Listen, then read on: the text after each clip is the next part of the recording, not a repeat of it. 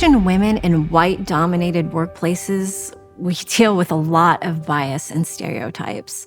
We face both racism and sexism, and the combined discrimination can be much worse than the sum of the parts. We all have distinct experiences. For example, women with East, Southeast, and South Asian ancestry face distinct prejudices and stereotypes.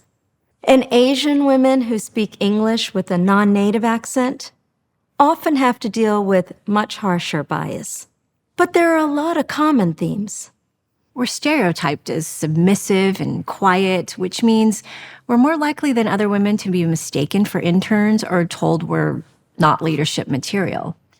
We're also stereotyped as a model minority, which can lead colleagues to assume we're happy to work long hours or that we're only interested in technical jobs. People may confuse us with other Asian women, which implies they don't see us as individuals.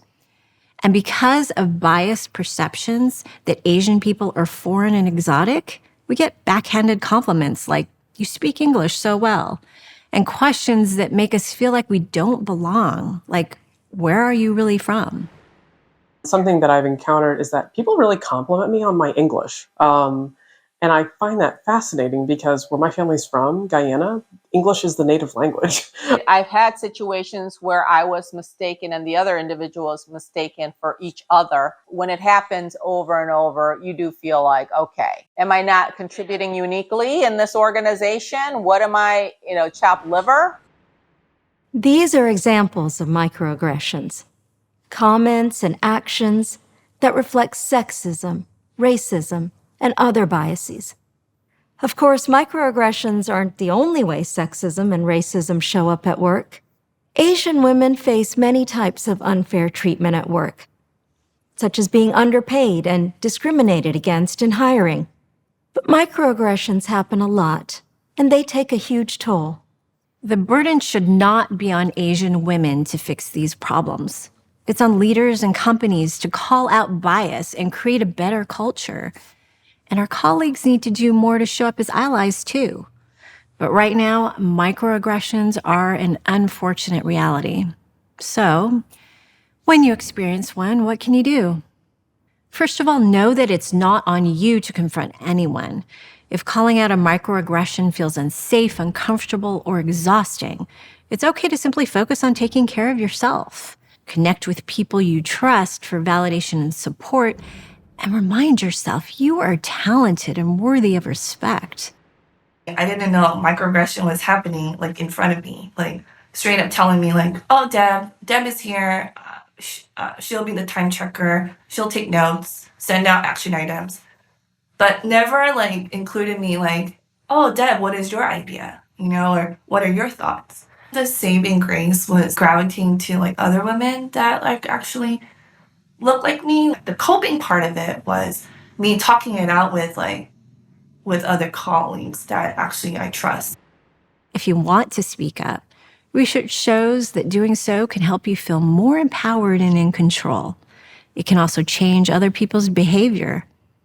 If the person who committed the microaggression doesn't realize they're causing harm or doesn't think they'll face consequences, calling attention to it could get them to act differently in the future.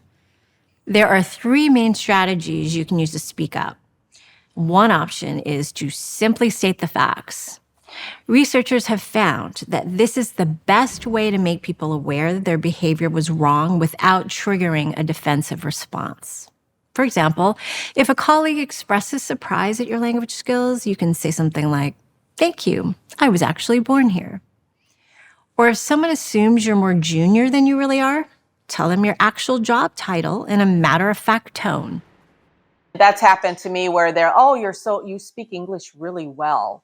Well, thank you very much. And I would hope so since I grew up in this country since I was 8. When I was traveling for work, I was often asked, how do I speak English so well? When I'd hear these comments, I would just respond that I was educated in English and English is the language that most urban Indians speak growing up.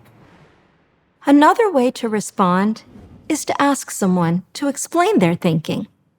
We know from research that this is a good way to get people to re-examine their assumptions. You might be surprised by the power of the simple question, "What makes you say that?" You can use this question if someone questions your abilities, makes assumptions about your upbringing, and in lots of other situations. If you sense the person acted without thinking and genuinely wants to treat you with respect, you could also tell them directly how their actions were harmful. It's often easiest to do this by following up privately.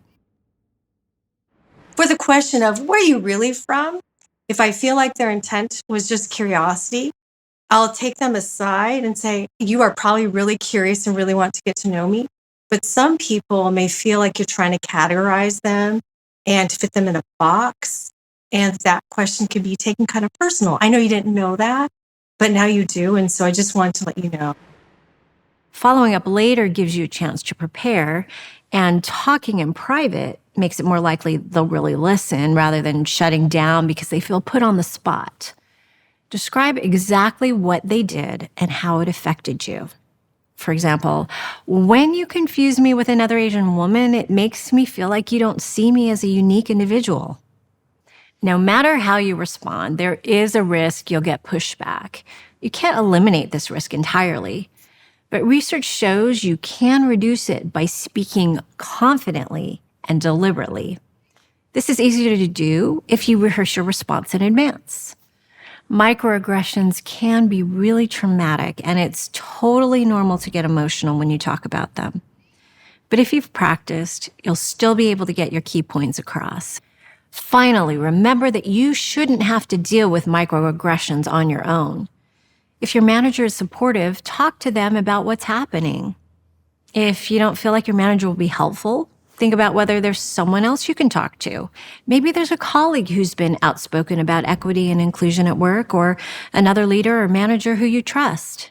Having an advocate can make a big difference, and you deserve to work with people who will speak up when you're not being treated with respect.